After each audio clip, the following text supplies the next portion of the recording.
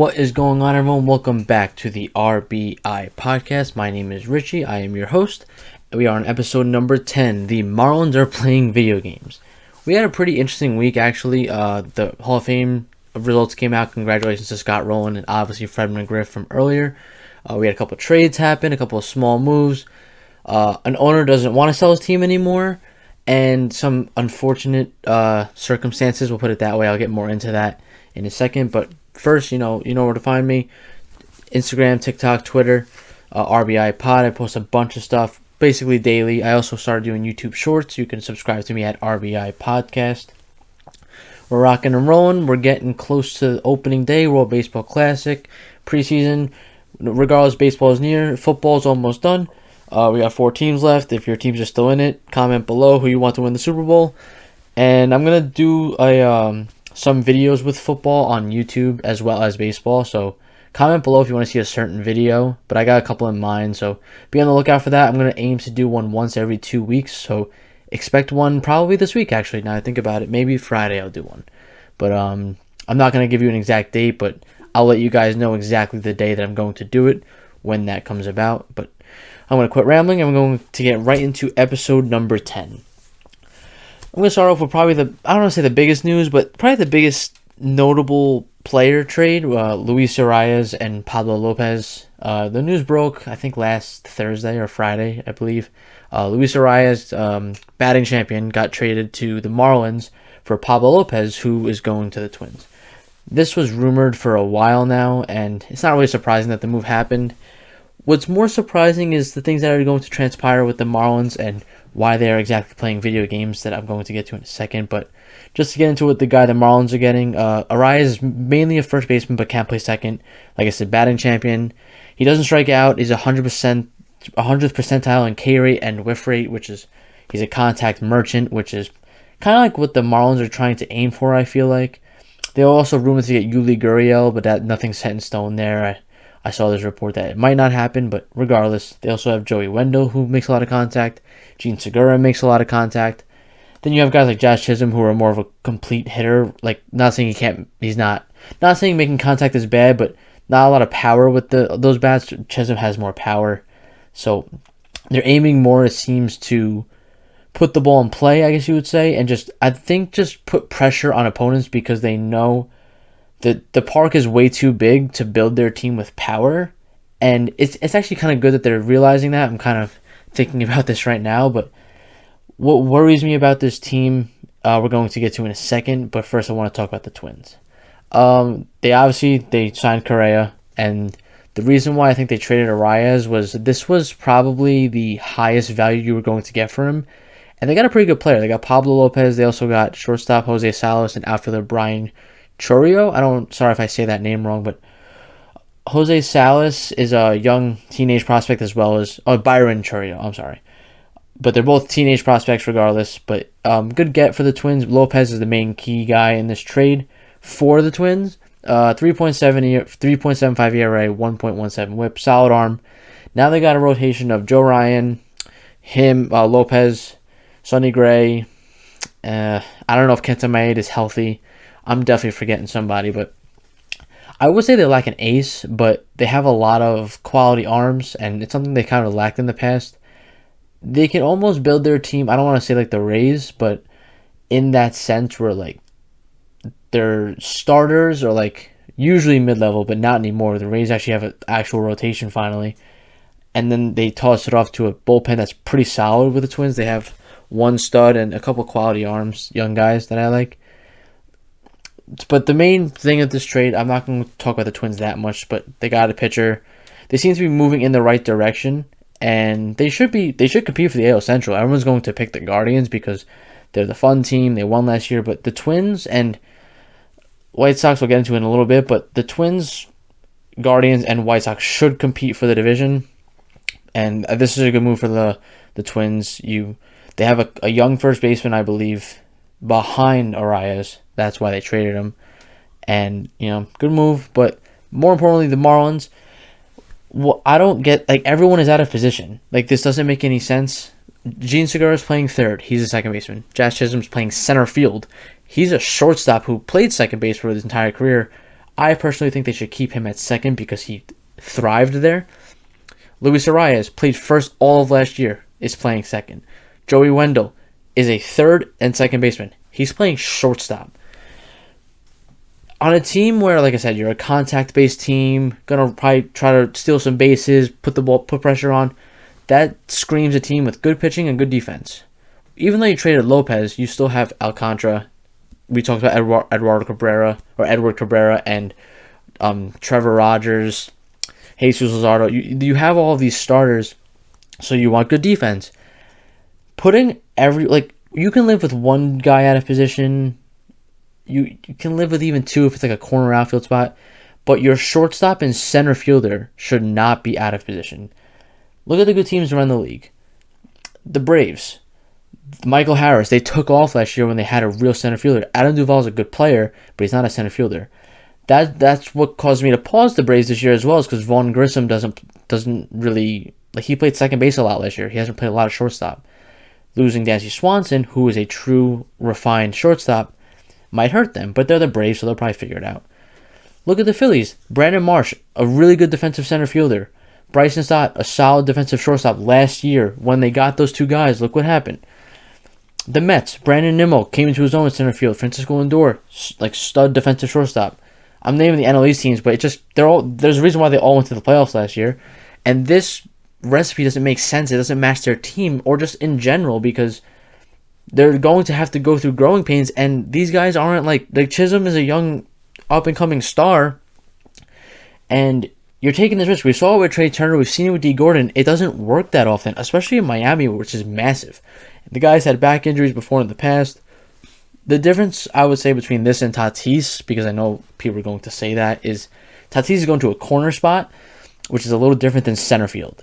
So I would say the Twins win this trade just on the point that the Marlins are kind of screwing their team up. Like, put Segura at second, put Chisholm at short, put Wendell at third, and go sign a center fielder. Put Arias at first, put Cooper as your DH, I would put Cooper as your DH, and put Soler on left. And I'd rather live with a defensively challenged left fielder who plays left field. Jorge Soler is a left fielder. So I'd rather live with that, put Cooper at DH, you have your true infield defense, than risk a guy who's never played a position before. That's what confuses me with this team, is that Segura can play second, Arias can play first, Wendell can play third. Like, this can all be switched around. I just don't understand what they're doing, unless this is their plan with Jazz Chisholm and their whole team. But I don't know. In my eyes, it's a little questionable. I saw on MLB Network they were saying that too, and I tend to agree with them, because you haven't really competed besides 2020 in a while, and this I guess it's risky changing it up, but even so, it still confuses me. I don't love it. I like the move. I think Arias is a really good player. I think he's like that old school, he's like Jeff McNeil almost, like just is allergic to striking out. But I also think that playing these guys out of position might also hurt their offense. So we'll see what the Marlins do. They got a long way to go, and Arias is a good start, but at the same time, like I said, out of position. Everyone can't be out of position, and it seems that way except for like Jacob Stallings. But we'll see what happens with them. Probably the most shocking news of the week was Artie Moreno, the owner of the Angels, who came out that he was selling the team. I don't know the exact date, but it was like during the postseason, actually. Now he's not selling them anymore. I don't know the specific reasons why, if there's legalities to this, financially, economically. I have no idea. I'm not going to act like I know, genuinely, or like, yeah, I don't really know. I don't care to know. I just know he's not selling the team. I think the common thing with the Angels is that the problem is that they don't spend money, which that's not the problem with this team. It's everything that's come with their failures, like the whole Skaggs tragedy. They've had so many like things go wrong. I read a thread on Twitter. You guys, if you look it up, you'll find it. Just things that have gone wrong under their ownership, like bad hires, bad coaching decisions, things going on behind the scenes that you wouldn't see every day. I think they fired the guy that scouted like 6 All-Stars, and Trout was one of them. So I'm not gonna speculate on why he's wants to keep the team now. But I will say that he never lacked spending money. Like, so that's not a problem with the Angels. It's they needed pitching, so they put a lot of money in a third baseman who hasn't been healthy since. Um, they haven't hit on any pitchers. Like, Raisel Iglesias was bad for the Angels. It was a stud for the Braves. Obviously, we know the Pujols and the Hamilton contracts. It doesn't really, the CJ Wilson contract didn't really pan out like they wanted it to. Shohei Ohtani is gone. Like, there's already reports that Steve Cohen wants him next year. I don't know if that's allowed. There's already reports that the Yankees are in, the Dodgers, Padres. Like, is he just gone now? If he's gone now, trade him now, because you're not going to compete with these teams when it comes to money, especially if you're losing. And I also said, will Trout ever request a trade? I will pause with the Angels with all of this talk that even I'm saying right now, because I do think they have a pretty good roster. Like, if you look down their lineup, I think I had them as a top 10 lineup on TikTok. But you got Ohtani, got Trout, got Taylor Ward, Anthony Rendon, if he can stay healthy. But then you have guys that can fill in for him if he's hurt, like Gio Urshela, Brendan Drury, Jared Walsh should have a bounce back year. Logan O'Hoppe as a promising future as a catcher. I'm forgetting someone else they signed. I also like Luis Rengifo a lot. So I don't know if they're going to be good, but I do trust that they're trying. I don't know why he's not selling the team, but it could go south fast, and it might change his mind really quickly, like next year.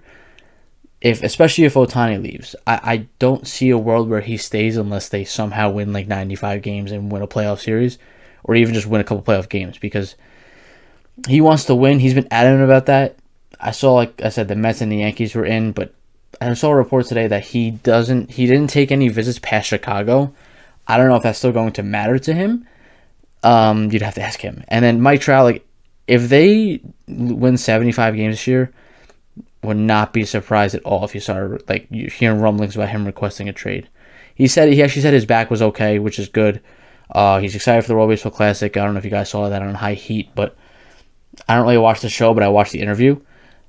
Trout's the greatest player I've ever seen, and it would be a shame if we never saw this guy in the playoffs. Not that like that is truly the end-all be-all in baseball. That's more of a basketball, football thing. We saw it, like we're seeing it right now with like the Kirk Cousins of the world. Like, they can't win more than one playoff game, or Dak Prescott can't win one playoff game. And then you see like Joe Burrow, Patrick Mahomes, and you see that's why they're on their legend path, their Hall of Fame path. In baseball, it's a little different. Like, Trout can never make the playoffs, and no one's going to judge him for it. It's like impossible to judge someone on that. And I just wonder if he's just going to start to get a little impatient. And I wouldn't really blame him, because you play all these years, you make the playoffs. I forget what year. It was like year 2 or 3 of his career, maybe a little further than that. But you didn't win a game. I think you went like 1 for 11, but I'm not holding him to that. It's 11 at-bats. And you expect to get back when you have the best player in baseball. And they haven't gotten close. Like, we saw a couple years ago, even before like the J-Rod era with Seattle, finished like 2 games out, then they went through a little lull, just missed it 2 years ago, and then made it last year. We saw with Toronto, they made the playoffs with the whole Joey Bats, Rougned Odor situation, had a little bit of a lull, made it back. Teams like the Yankees and the Rays seem to make it. Red Sox have been up and down. My point is that there's all these teams, except for like the Angels and like the Tigers and Rangers. The Royals won the World Series since then. The Royals are the team that beat the Angels. The Orioles are close now. Like I said, the Rangers got Jacob deGrom. So teams are making moves, and teams are continuing to grow outside of like the Oakland A's, and even they made the playoffs a couple years ago. So I don't understand how you can have this much talent and not even just make the playoffs, especially now that there's 6 teams. There's no excuse. Like, you have Trout, you have Ohtani, you have all this talent. I don't really agree with bringing back Phil Nevin, but they seem to respond to him a little bit. You have to make the playoffs this year with this team, or else it's going to get ugly really fast. Nevin won't be back. Ohtani won't be back. Marino might change his mind and want to sell the team again. And who knows what Mike Trout is going to do. And he is your last chess piece before it is a true full-on blow-up, like Oakland A's blow-up. And no one wants to see that, because I think as a fan, like as baseball fans, we want to see Trout win, but I feel like we want to see him win with the Angels. He got drafted by then. It'll be a nice like Cinderella story, and they have, like I said, they have the pieces. Like maybe they're not as good as the Astros, obviously the Seattle. Maybe they're equal with the Rangers, I guess. Maybe not pitching, but even their pitching is pretty damn good. Shohei Ohtani's an ace, but he just doesn't get known for that because he also hits 50 homers. You go around the AL, they're not better than the Yankees. They're better than the Red Sox. They're probably a little, I would say, not better than the Orioles, but close to that. They're not better than the Blue Jays. The Rays, you never know. The AL Central, like they should be able to compete with all those teams. And I don't know what goes wrong with them, but just anything that can go wrong seems to go wrong with this team. So we'll see with this whole Marino situation and how it impacts Ohtani. But I don't know. They really need to have a big year out of anyone in baseball. So the Red Sox, in theory, got a shortstop. They traded for infielder Adalberto Mondesi. He's a really talented player. They also signed Adam Duvall, who's going to, I guess, play center field for them. But start off with Mondesi. They traded for him for Josh Taylor. Then they also DFA'd Matt Barnes in the process because of the Duvall signing. The biggest thing with Mondesi, I'm not going to really go way into like his stats and all that, but he just needs to stay healthy. Like he proved in 19 and 20 he's a quality baseball player, but he's only played over a half season twice in his career. It was 2019, he played like 101 games, and then 2020, which was the 60-game season, he played 59. That was his best season of his career. The Red Sox, I don't hate this move, yet you gave up a fringe major league reliever for a guy that has a little bit of an upside at a position of need. Enrique Hernandez is not a everyday shortstop, and this kind of allows him to you can mix and match now, and also having Hernandez lets you work Mondesi in and not worry about his injuries and whatnot. But the biggest thing, like I said, is he stays healthy. I'm not saying he's some superstar player, but he's shown flashes because he's freakishly talented. And Kansas City, this is more of just like a parting of ways. I don't really know much about Josh Taylor, the reliever. I just know that he's lefty. And it's crazy also, I have here that they DFA'd Matt Barnes, like I said. This dude was like a stud closer 2 years ago, and now he's gone. I've never seen, it was weird. In 2021, he was like a stud in the first half of the season. Second half, he fell off. Last year, he was awful, and then now he's on another team. So I'd expect some team to take a flyer on him. Maybe like a team that wants to compete, like the Dodgers, the Mets. You'll see the Rays be involved in this. But I don't really know what his market's going to be. And for Duvall, I wanted the Mets to get him. We're going to get into the Mets as well in a little bit with the signing they made. But how do I put this? He was a really good player 2 years ago. He's proven he can hit home runs. He can drive in runs. I don't know if center field's perfect for him. I don't like it that much. But in a pinch, the Red Sox need players. So don't hate the move. He's got a good bat, especially with that wall. He should hit 30 home runs if he's healthy. And, yeah, so I don't have a problem with this by the Red Sox. This is a pretty good move. Duvall, like I said, it's risk-free. Mondesi, kind of risk-free. And, I don't have that many expectations for the Red Sox this year. And this is part of the reason why, because these players are such wild cards. So they could win 85 games, they can win 75 games. They could win 90, they could win 70. I have no idea with this team. But like I said, decent move. Just wanted to kind of put it out there. Royals are still in a rebuild, so they want to get rid of these fringe young guys that are starting to need second contracts. And I think Nicky Lopez might be next. But for now, Red Sox trade for Alberto Mondesi. Some other minor signings that I wanted to get into. I spoke about Adam Duvall. Tommy Pham to the Mets. This was kind of their last hoorah, I guess you would say. They needed a fourth outfielder because Khalil Lee was their fourth outfielder, and he struck out in 80% of his professional at-bats in the big leagues. So Pham, quality player, hits lefties pretty well, good eye. Don't let him in your fantasy football league, but you know what I mean. He's a good player, solid player. I saw Mets fans react like this was their big move, but in reality, it's not. It shouldn't be. We got Verlander, we re-signed Nimmo and Diaz, Senga, Quintana's even a quality move. We didn't get Correa, but oh well. I can say we like I'm on the Mets, jeez. But Tommy Pham would start on about 12 to 13 teams, like not good teams, but he would start on a lot of teams, and he's not going to start on the Mets. Like Marquand is good, Nimmo's fine, Marte's fine. Marte's got, I think he had core muscle surgery, but it doesn't seem to be that it's going to affect him, and Pham's just going to go into this role where he's going to play probably 4 out of the 7 days a week. Maybe he'll be a righty DH if Alvarez doesn't make the team, Vientos doesn't make the team. Darren Ruff, he might get cut or traded. I'm not sure with him, but yeah, I saw Mets fans being like, "This is the Wilpons." Like, no, it's not. Like, this is a 4th outfielder. Every team needs one. This isn't moving the needle for anybody, but solid move for the Mets. And Aroldis Chapman to the Royals. This seems like a move no one wants to take a risk right now for him. Aroldis Chapman has a track record of being a very good pitcher. He also had a track record of not being the greatest human or greatest teammate. Didn't show up to meetings last year. They sent him home. He didn't make the playoff roster.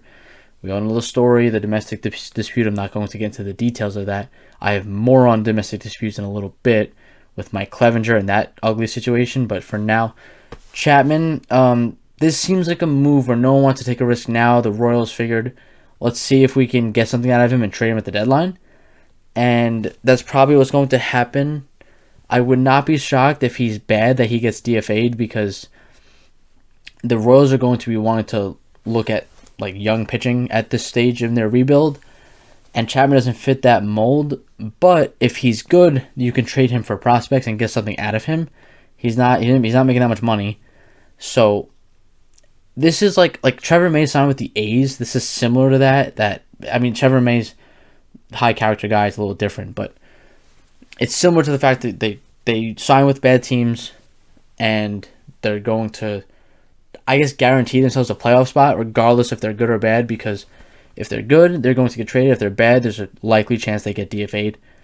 And like, I'm not the highest on Aroldis Chapman anymore. He doesn't throw 100 anymore, and he's that big imposing figure when you're not throwing 100. It's kind of false toughness, I guess you would say, but it's a whatever move. And I have here, it's not a signing, but Jurickson Profar, no one signed him yet, which is very interesting to me. I'm wondering if he thinks he's going to get like a starter money or like a multi-year deal.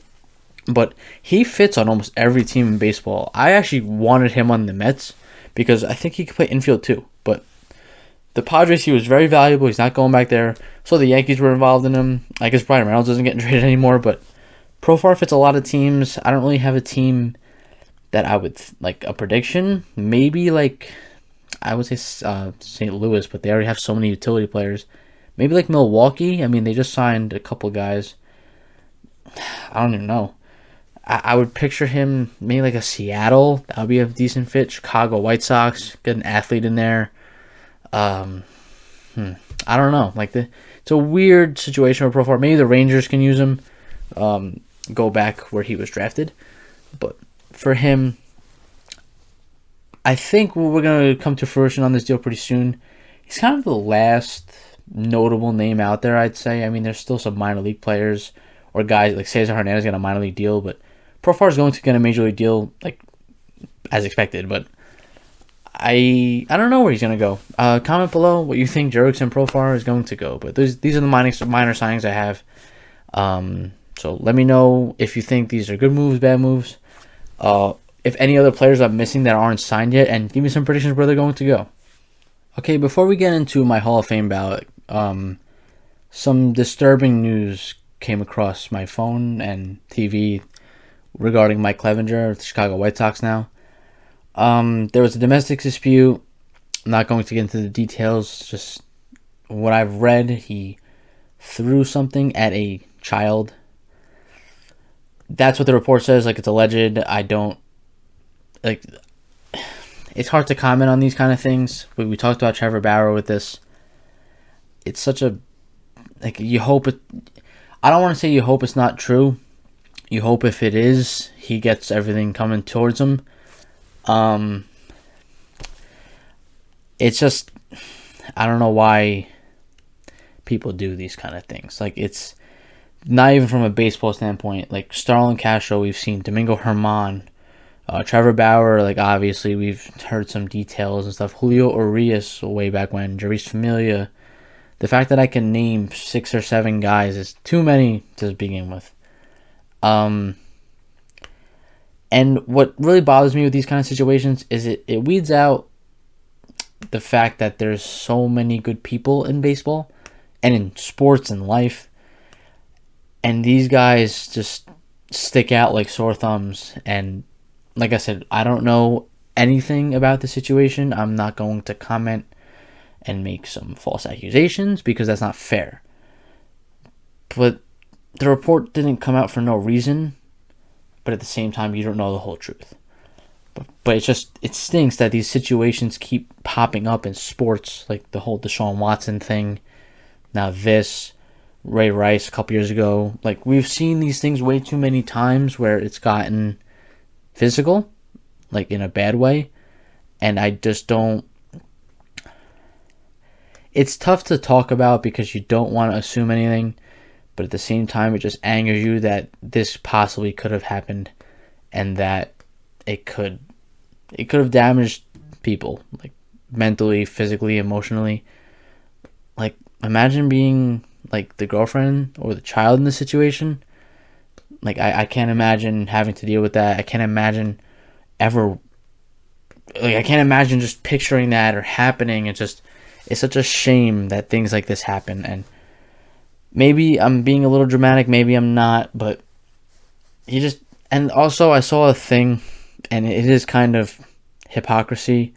He called out like Tatis for being like not a coward, but letting the team down last year with the steroids. Well, Fernando Tatis has never done something like this, and like steroids are steroids, but you're hurting yourself with that. You're not damaging other people. You're not emotionally hurting, physically hurting other people. This situation, you are. We'll see where this goes. I'm not gonna act like I know everything. I'm not gonna act like a lawyer. I'm not gonna act like I was in the room or that I know them, because I don't. And that would be unfair for me to give my full opinion on something that I can't say I'm fully educated on. So we'll see where this goes. From a baseball standpoint, Will Clevenger, he's on a 1-year deal, so who knows? He might be cut next week if more details come out. Yeah, like that's all I got on that. So to the Hall of Fame. Okay, so this is my ballot. First off, before I get into who I picked for my Hall of Famers, I just want to say congratulations to Scott Rowland. I understood him not being a first ballot Hall of Famer, but dude's a really good player. A ton of Gold Gloves, All Stars, 300 homers, 280 hitter. I don't like putting people down. Like, I hate when people are like, "Oh, this guy shouldn't have made the Hall of Fame." Like, I get, like, it's a conversation starter, and I get it, but I personally don't like saying that just because it's such a massive moment for someone's career that you don't want them to feel like almost slighted by doing it, because people voted for them. I would say educated people voted for them, even though I don't agree with all of people's opinions, but that's okay. It's a little flawed, the Hall of Fame voting system, and we'll get into that in a little bit, but for like Scott Rowland, congratulations, Hall of Famer. You lived the kid's dream, and now you get to live an immortal dream. You and Fred McGriff, who made it on a different committee earlier this year, or late in 2022, but congratulations, Scott Rowland. I'm not going to talk about him too much because he made the Hall of Fame. I'm going to talk about the guys that I did pick. But before I do that, I didn't pick Manny Ramirez. I didn't pick Alex Rodriguez. The steroid thing is a little not confusing to me, but it's a gray area. But the way I did it is they tested positive, so I didn't pick them. That's the way I did it for them. That's why I think Barry Bonds is a Hall of Famer, because he didn't test positive, and that's why I think like Clemens should be in. But that was last year's ballot. To start off, I have Carlos Beltran. Do not hold sign stealing against this man. Like, he's one of the greatest switch hitters of all time. He has 435 homers as a switch, which is 4th all time behind, yeah, you guessed it, Chipper Jones, Eddie Murray, and of course Mickey Mantle. He played 20 years for the people that like longevity. Like 840 OPS for his career. Gold Glove center fielder. His peak was insane. He's had one of the more stud playoff runs ever. Like, he's checked all the boxes. I don't really have a true checklist on what I see in a Hall of Famer, except for I'll bring up one for Gary Sheffield in a second. But Beltran, he deserves to be in the Hall of Fame. Also, for my picks, I'm not basing this on I think they shouldn't make it on the first ballot or whatever. I think these guys are Hall of Famers that I picked. So, Carlos Beltran, you are in my Hall of Fame. I hope you take that personally. I hope you love that. But anyway, he did get 46% of the vote in year one, which I think he's a first ballot, but that's pretty good figuring that the whole sign stealing thing, even though I truly think you should not hold that against someone who played a 20-year career, and it was probably his worst. He was 40 years old when he was stealing signs. So don't hold that against him. Don't hold it against Altuve either, Bregman, Correa, when those times come. Don't hold it against them because they have all proven that they can do it anyway. So, yeah, Beltran, I think you're a Hall of Famer. I hope you go in as a Met eventually, maybe a couple years. But yeah, so that's all I got on Beltran. Probably the most controversial guy in this Hall of Fame ballot is Todd Helton. And this angers me like you can't imagine. Todd Helton is one of the better first basemen of my generation, of past generations, and probably of all time. I'm not going to put him a top 5, top 10 number on him, but he is up there with stud first basemen. To get it out of the way, he has a 121 WRC plus on the road. I also believe he has an 855 OPS on the road. I keep saying that because of the Coors Field situation. How are you going to hold something against the player when the league lets you play there? If the Rockies win the World Series at home, does it not count because they're playing at Coors Field? If he hits a home run, does it not count? They also make stats now that have park-adjusted stats, and his numbers are still Hall of Fame-like. The dude is a star hitter. Hall of Fame caliber hitter. Obviously, at Coors, it's a little inflated, like I said. But how are you going to hold that against him when the league is regulating that stadium? The league is letting you play there. That's like me saying, oh, you can use, you can use, spit on a ball. Or you can use pine tar on a ball. And now all of a sudden, and it's legal the whole time. But now you hold it against them because it enhances your skill. Because Coors Field apparently enhances your skill. I get it. Big gaps, ball flies out, whatever. But if you're gonna hold it against them, you shouldn't be able to play there. It should be it should be cheating in these people's eyes. I'm sorry, you can't do that. You can't. And like I said, it's not like his home road splits are completely different. But even if they were, how is playing in Coors any different than playing in Cincinnati or Philadelphia or Fenway with the left field wall or Yankee Stadium? All these tiny stadiums. The Arizona Stadium, the ball flies out too. No one talks about that. It's just aggravating to me because Coors Field is a regulated stadium in Major League Baseball, and if it wasn't, you shouldn't be playing there, and get out of Denver if it's really that much of a problem, because it just really aggravates me how you're going to hold something against a player that is not in his control. He never did steroids. He never did any of that stuff. David Ortiz made the Hall of Fame. He had the steroid issues, I guess you would call it. We've seen guys in the past have cheating and all this stuff. Larry Walker made it as a Rocky.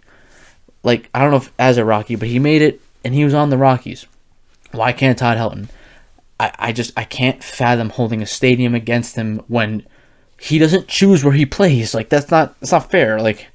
What if someone in the division had fringe Hall of Fame numbers on the Dodgers, but was a star at Coors Field, say Matt Kemp, whenever that time comes, even though I don't think he's a Hall of Famer, but Matt Kemp, say his numbers at Coors Field pushed him over the top. Is he not a Hall of Famer because of that? You have to think about that argument, and I just don't think it's fair that a stadium can come into play when it comes to a guy's Hall of Fame. So, Todd Helton, you are a Hall of Famer. Oh, sorry, I got angry about that. Andrew Jones, this is another one I don't get. 10 Gold Gloves, and a lot of guys talk about peak when it comes to Hall of Fame. We want to talk about Andrew Jones' peak. 2000, 2006, he had 5 All-Stars in that stretch. Gold Glove in every season. By the way, that's 10 overall. 865 OPS, 262 homers, 766 RBIs, 120 OPS plus. He is a stud. I think he's one of 3 players or 4 players of all time with 400 plus home runs and 10 plus Gold Gloves. That's you're a Hall of Famer. I know he hit 250, but he did everything else right. The dude is arguably the greatest defensive center fielder outside of like Willie Mays of all time. And like I said, you're gonna devalue his average. We're devaluing average every day now in Major League Baseball. So why would we hurt Andrew Jones for that? And I'm also not gonna hurt him for his 40-year-old season that brings his numbers down a little bit. And like I think peak, it's a little like a gray area, but a 7-year peak and the years like before that and after that, like 2 years before and after rookie year and all that stuff, were still quality years. The last 3-4 years were not great, but the player you got in his peak and his glove in his entire career was Hall of Fame level, and that should be enough to get you in the Hall of Fame. Jeff Kent, this is a travesty that he's not going to make the Hall of Fame because now this is his last year on the ballot. He didn't get in.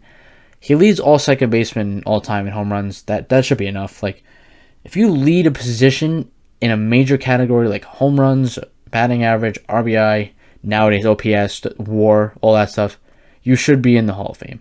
And Jeff Kent, I don't know why not, what the gripe is. If you're going to say his defense is bad, he plays second base. That's not a defensive position, meaning you don't worry about someone's defense at second base. Andrew Jones is a center fielder, like I just said, and he's a premier defender where it kind of matters. Second base is an offensive first position, and, you know, Jeff Kent was an offensive first player at a time where there was steroids and all that stuff, and he didn't get a peep of that. Hit with Barry Bonds in the lineup, and I don't think they're going to hold that against him. If they are, that's stupid because that's not his fault. Like the pitch selection, if you want to go that analytically inclined with it. But yeah, he should be a Hall of Famer. I don't know why he's not. I don't know why he didn't even come close because, like I said, he leads all second basemen all time in home runs, and that should be enough to get you in. We still got Scott Rowland, great player, Hall of Famer, congratulations. But Gary Sheffield, people hold things against him because he had the whole steroid thing. But the thing I said before, he's never tested positive, and that's not fair to hold a hypothetical against someone. I don't care what he said. It's word of mouth. How many times have we seen that in the past with like the spitball and like all these like cheating scandals we've seen? We're gonna hold those things against people for word of mouth, but then be selective with it. So in my opinion, and my rule is the one thing I'll say, if you had 500 home runs, you're a Hall of Famer. Like I went down the list, the only people that aren't so far, like Miggy is still in the league. Barry Bonds, obvious reasons. Gary Sheffield, and a couple other guys that I think eventually should be Hall of Famers. Like I think like people will say Reggie Jackson's fringe. I don't think he's fringe because he had 500 home runs. 500 home runs, I don't think people realize how hard it is to hit 300, let alone 500. There's a reason why the number gets smaller and smaller every time you go up. Like he raked. He has 500 home run as a Met actually, which is pretty cool. But he should be a Hall of Famer. I think he has got a decent chance to get in, but it's not 100%. Like I think the next guy I'm going to talk about is a lock to get in because he's still got a couple years left on his ballot, and he made a drastic jump this year. I think Andrew Jones has a decent chance. I think Beltran's got a decent chance. I think Helton's got a decent chance. But for now, they're not in the Hall of Fame, but these are my picks. And then lastly, Billy Wagner. Billy Wagner has to be one of the most underrated closers of all time because nobody talks about him. He has the second lowest ERA in the live ball era behind Mariano Rivera. Also, side note, fifth is Jacob deGrom, and I think he's the only starter on this in the top 5, which is insane. But 2.31 ERA, 7-time All-Star, 422 saves, which was 6th all time. Throws gas left side. He's got like the catcher throw. I think he'd go in as an Astro if he gets in eventually. I could see people like holding him out because of the reliever aspect of it, but Mariano was a unanimous Hall of Famer. So I would say let's get him in the Hall of Fame. He deserves it. I think everyone knows he deserves it. And like for the guys that I didn't pick, like Houston Street wasn't great enough. Omar Vizquel, not a great human, but also not good enough. Jimmy Rollins, I don't know why people like. I don't think he's a Hall of Famer. K-Rod's got a decent like gripe, but I didn't pick him. Jason Moore, Jared Weaver, and J.J. Hardy, Andre Ethier, Jacoby Ellsbury, great contract by the way. R.A. Dickey, Matt Cain, Mark Burley. I actually saw a lot of people talk about Mark Burley. I just don't think he was Hall of Fame level ever. So That's why I didn't pick him. And like Torrey Hunter, John Lackey, Mike Napoli, Johnny Peralta, Andy Pettit, I don't think he's a Hall of Famer.